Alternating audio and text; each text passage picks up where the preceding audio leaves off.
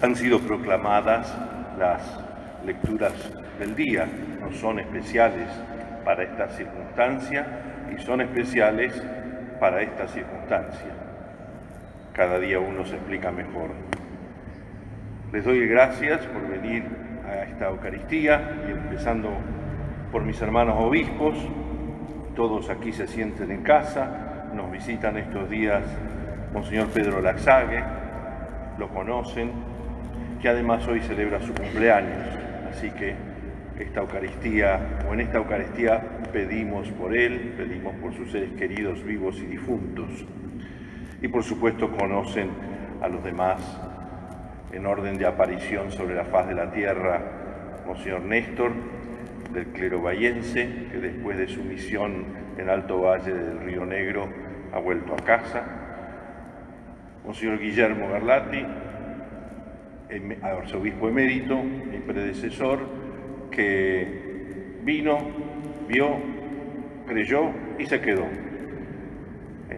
Puede decir, me ha tocado un loto hermoso, me encanta mi edad y aquí está con nosotros. Y de Monseñor Jorge tampoco necesitan tarjetas de presentación, ni menos certificados de buena conducta, como si hubieran pedido en mi caso. Gracias por estar aquí, mis hermanos y hermanas.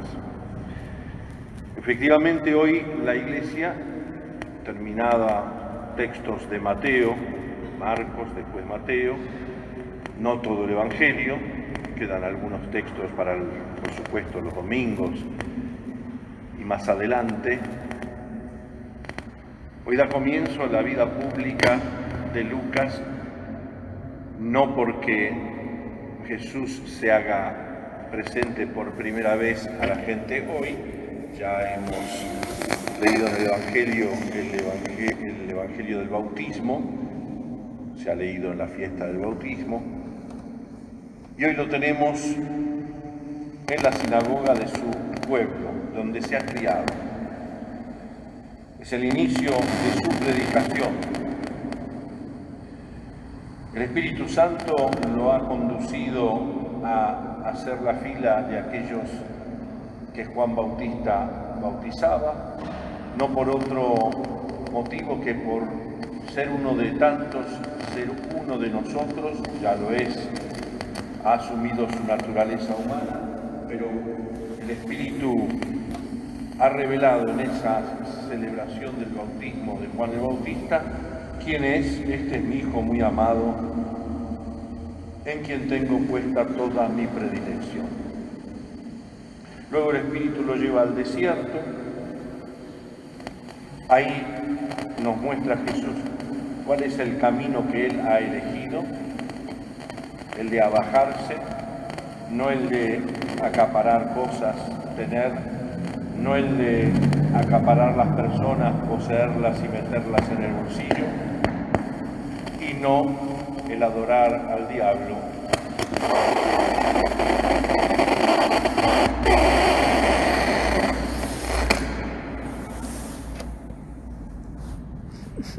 Que el párroco de la catedral me haga sabotaje ya es el colmo. Me ha dicho alguna vez que predicaba largo, pero jamás me imaginé que se animaría. Lo salva que es bueno. Ni el tener, ni el poseer, ni el poder,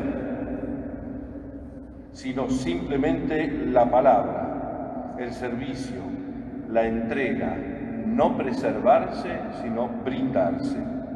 Y hoy lo tenemos en la sinagoga de Nazaret. El Espíritu dice, lo llevó ahí y sugiere el contenido de su anuncio.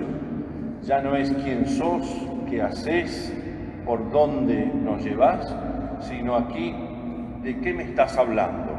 Como si le preguntáramos en confianza a Jesús, ¿de qué me estás hablando?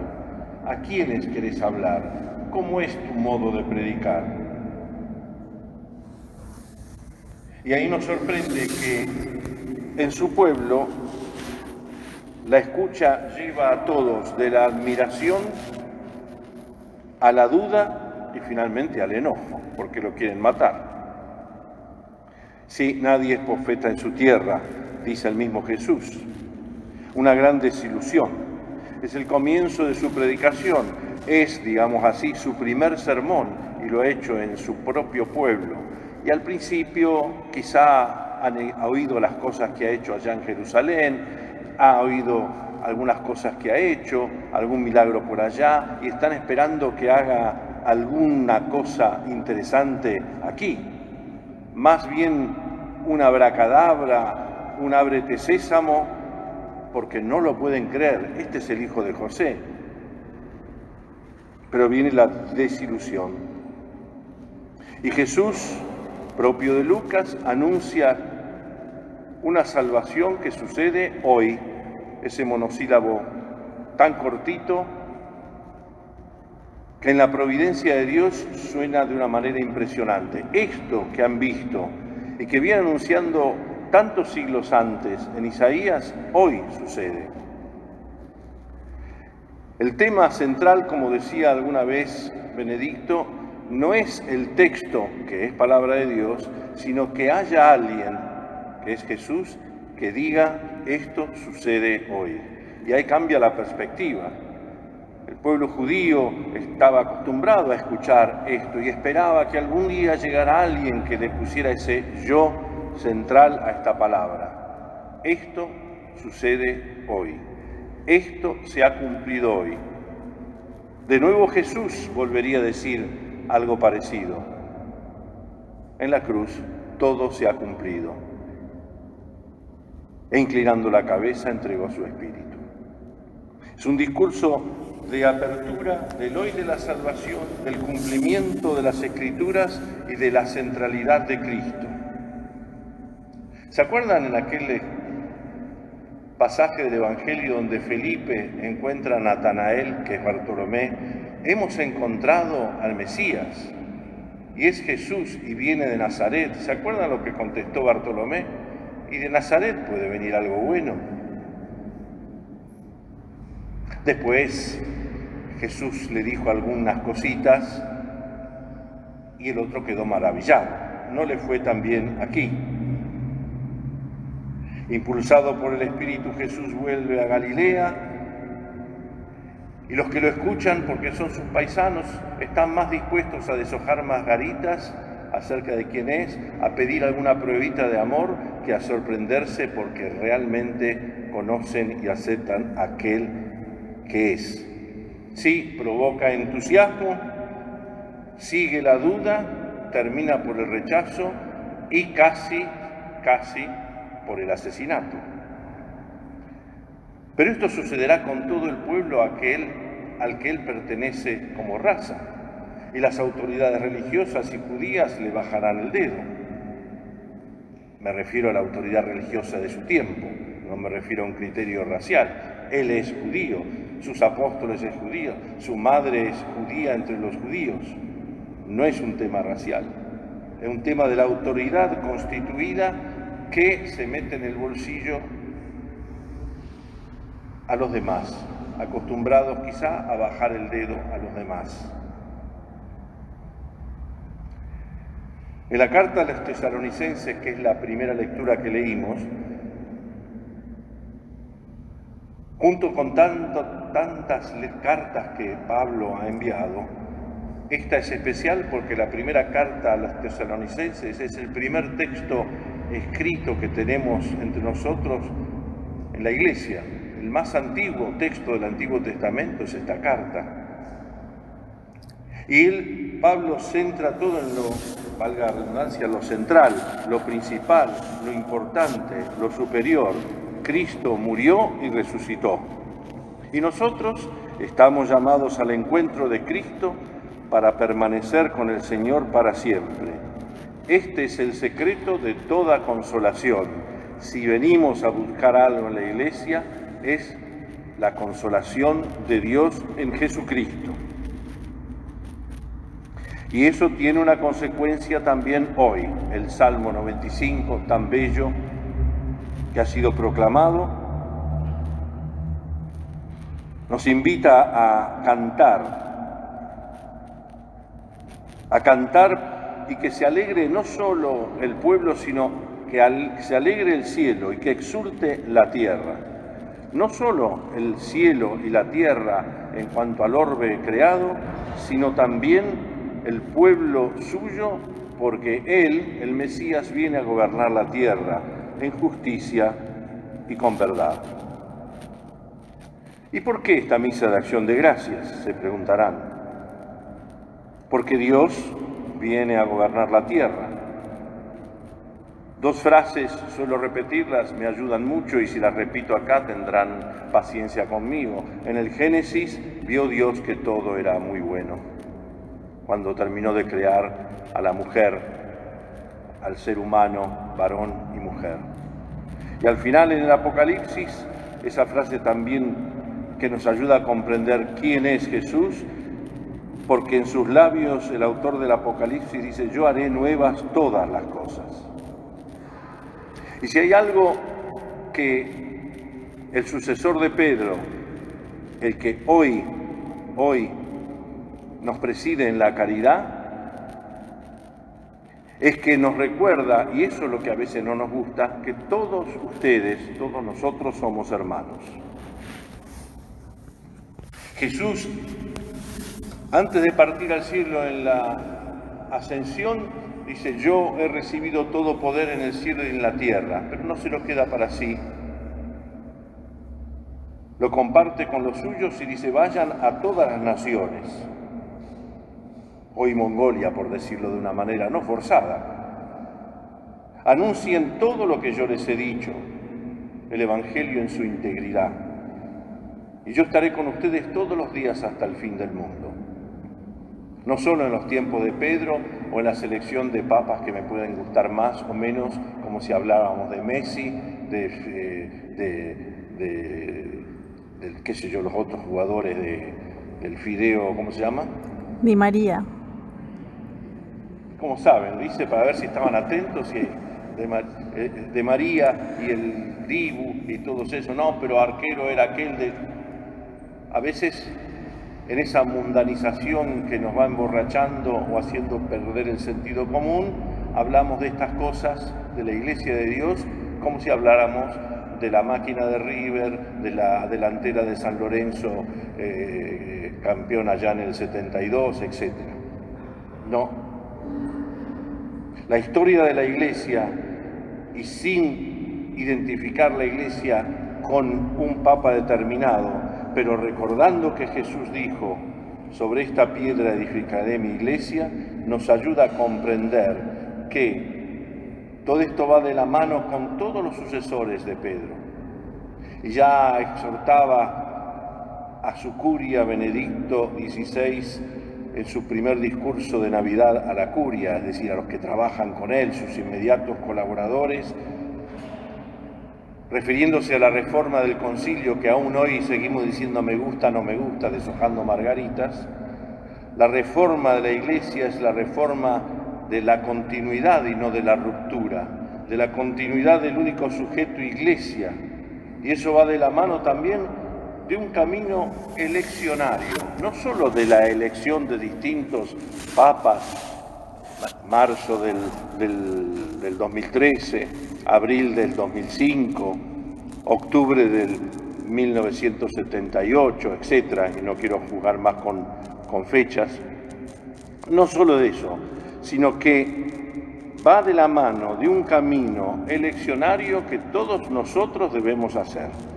Sí, digo bien y no me equivoco, y no pretendan decir ahora que estoy haciendo política. Es un camino de elecciones de vida y de vidas, con B larga, junto. Elecciones de vida y elecciones de vidas.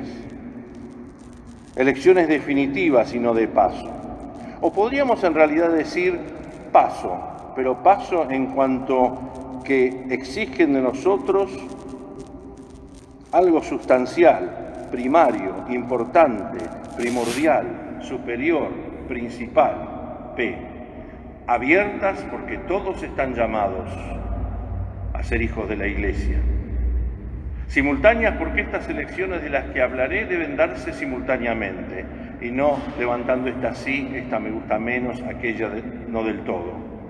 Y obligatorias porque para quien se precie de ser cristiano hay una obligación, no porque alguien de afuera me lo exige, sino porque ay de mí si yo no hiciera esta elección. La primera elección que es necesario tomar se la robamos a Pedro y sus sucesores. ¿Cuál es? Tú eres Cristo y sobre esta piedra, tú eres Cristo, el Mesías, el Hijo del Dios vivo. El Evangelio no del domingo de ayer, sino de la otra semana. El Evangelio del día de San Pedro, de San Pablo, Mateo 16. Tú eres el Cristo, el Hijo del Dios vivo. Él es el enviado.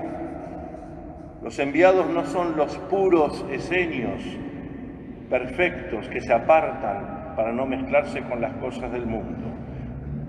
Los enviados no son los fariseos que también se consideran puros de raza, de religión y no quieren contaminarse hasta cumplir a pie juntillas todo lo que ellos dicen que la ley dice.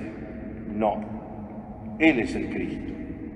La segunda elección, inseparable de la primera, es la de esa mujer anónima, no tenemos el nombre si nos lo hubiera dado, que es la samaritana. El don de Dios. Dame de esa agua, así no tengo que venir a buscar más agua. Si conocieses el don de Dios y quién te está pidiendo de beber, le dice Jesús, tú misma le pedirías un agua y Él te daría un agua de la cual no volverías a tener sed. La samaritana, que vuelve a su pueblo a decir, ¿no será el Mesías? Que se anima a decirle, tú judío, después Señor, después veo que eres profeta y al final no será el Mesías, porque dialogar con Jesús, como dialogar con cualquier extraño, es muy peligroso, porque nos va seduciendo, como dice Jeremías, me sedujiste, Señor, y me dejé seducir. Lectura primera del domingo de ayer. La tercera elección es una elección que viene de Cristo. Sigámoslo. Tú eres Pedro y sobre esta piedra edificaré mi iglesia. No voy a edificar una iglesia sin la piedra que es Pedro. No voy a edificar una iglesia sin el fundamento de los apóstoles. La iglesia. Porque es ahí donde encontramos a Cristo, el Hijo del Dios vivo, y es ahí donde encontramos, para eso venimos, la gracia. Y la última elección que cierra esta base cuadrangular de elecciones es la elección de los profetas. Isaías nos lo explica de una manera más acabada, la paz universal. Pablo nos recordará que Él, Jesús, es nuestra paz. No es pacifismo, como algunos osan criticar, no solo a Francisco, también a Pablo VI, también a Benedicto, también a Juan Pablo II, para hablar de los contemporáneos. No es pacifismo, sino darnos cuenta que la paz no es algo, sino alguien. Como dice el texto que suele leerse en la Navidad, sucederá al fin de los tiempos que la montaña de la casa del Señor será afianzada sobre la cumbre de las montañas y se elevará por encima de las colinas. Todas las naciones afluirán hacia ella. Con sus espadas forjarán arados, con sus lanzas podaderas. No levantará la espada una nación contra otra, ni se adiestrarán más para la guerra. Caminemos a la luz del Señor. ¿Y nosotros qué hacemos? Como los paisanos de Jesús en Nazaret. Un día decimos, pero está con los ucranianos en contra con los rusos. Otro día el Papa habla a los jóvenes rusos de ser orgullosos de su historia. Está con los rusos, no con los ucranianos. Y vamos jugando con el dedo para arriba o para abajo, como si fuera lo único que sabemos hacer. Como en la tribuna de un partido de fútbol, haciendo o viva, según como estamos de ánimo. Esta elección completa exige decisiones históricas. Claro que sí. No es la decisión de vengo, gasto 45 minutos en la misa y después ya otra cosa.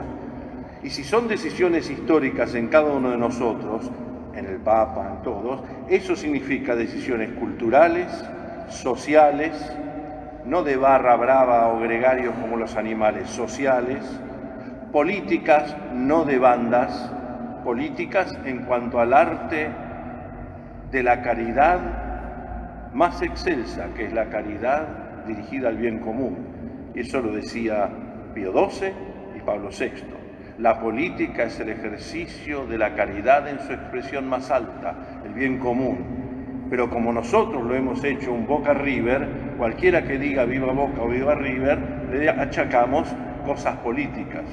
Si Aristóteles, que a Jesús no sé si lo conoció, decía el hombre es un animal político, porque vivimos en el mundo, socializamos y tomamos decisiones políticas. Somos nosotros los que maniqueamente separamos política buena, la que nos gusta, con nuestra ideología, de la otra que está mal. En Nazaret Jesús dice, y también decisiones económicas. Y si el Salmo nos habla de que Él viene a gobernar la tierra en justicia y en verdad, alegres el cielo y exulte la tierra, ¿cómo es que nosotros los cristianos decimos Laudato Si, este Papa ecologista, Fratelli Tutti, este Papa con ideas masónicas? Y son los cristianos los que dicen eso. A veces alimentados más por periodistas de turno que por propia convicción. Esto exige una decisión a todo cristiano. Es verdad que Jesús dice por ahí, en un episodio muy simpático, ya vamos terminando, el del juez inicuo y la viuda inoportuna que insiste. El juez dice, no me importa Dios ni me importa la gente, parecido a algunas cosas que vemos hoy. Pero le voy a hacer justicia, así no me cansa más, ya me tiene harto. Ahora, dice Jesús, Dios no hará justicia a sus elegidos que claman a Él día y noche, aunque los haga esperar. Les aseguro que en un abrir y cerrar de ojos les hará justicia. Pero, advierte Jesús, cuando venga el Hijo del Hombre, ¿encontrará fe sobre la tierra? Y nosotros encima, los que nos creemos creyentes, pensamos que son los que no tienen fe, aquellos que están afuera, que no vienen aquí a escuchar al obispo de turno. Y cuando Jesús dice esto, lo está diciendo a aquellos que se creen creyentes.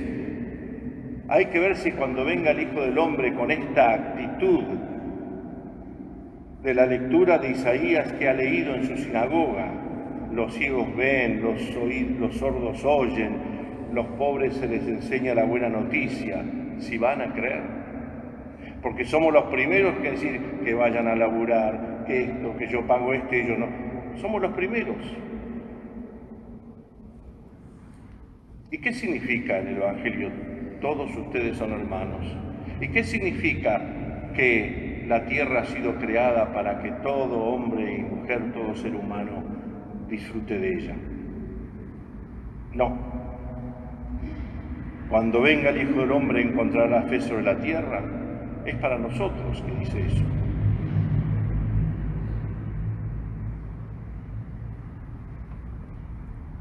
Es lícito y es bueno, y estamos ahora en un tiempo eleccionario, vayamos a nuestro país sin cansarlos, el disenso, por supuesto, sobre temas o cosas. Todos opinan de distinta manera cómo llegar a el bien común, etcétera, etcétera. Pero llegar a insultar a la persona, eso no es cristiano. Se aplica aquí aquello que el Papa Francisco citó ante la Asamblea General de las Naciones Unidas en su visita en septiembre del 2015. Citó muchas cosas, pero una de las que citó centrales, no nos es ajena. Los hermanos sean unidos porque esta es la ley primera, recitó el Martín Fierro. Tengan unión verdadera en cualquier tiempo que sea, porque si entre ellos pelean, los devoran los de afuera. Y así lo comprendieron y aplaudieron los representantes de todas las naciones. Era la suerte del profeta, aplaudir, qué lindas palabras, la suerte en su propia sinagoga de Nazaret. Hace poco les advertí a los periodistas, un grupo de periodistas italianos que suelen premiar cada tanto a aquellos que difunden la buena noticia. Es jornalismo, es periodismo, es el conjunto. Y decía el Papa, yo no acepto nunca premios, nunca los acepté, ahora menos. Pero a ustedes sí, por este motivo. Y ahí habló. Les pedí a los periodistas, y nosotros nos hacemos voceros de muchos periodistas según nuestro gusto, cada uno se rasca en el palenque que quiere, observar la realidad de los hechos, difundir una cultura del encuentro, del diálogo y de la escucha del otro y sus razones. Ante la desinformación, o no se informa o se informa mal. Caer en la calumnia, la difamación y, lo volvió a decir, ya lo había dicho el año pasado, la coprofilia, que es el amor al escándalo o, más claramente, a la inmundicia. No dejemos condicionarnos o que nos condicionen por un lenguaje del odio. No convertir la comunicación, tampoco la del Evangelio, en eslogans. No manipular por el ejemplo de quienes propagan interesadamente noticias falsas para justamente manipular la opinión pública.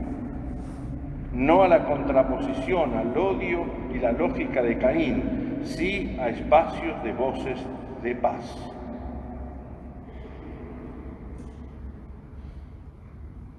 La memoria, dice el Martín Fierro, con que termino, es la memoria un gran don, calidad muy meritoria. Y aquellos que en esta historia sospechen que les doy palo, sepan que olvidar lo malo también es tener memoria. Y así termina el Martín Fierro, no lo cito el Papa en la ONU, pero yo lo cito acá.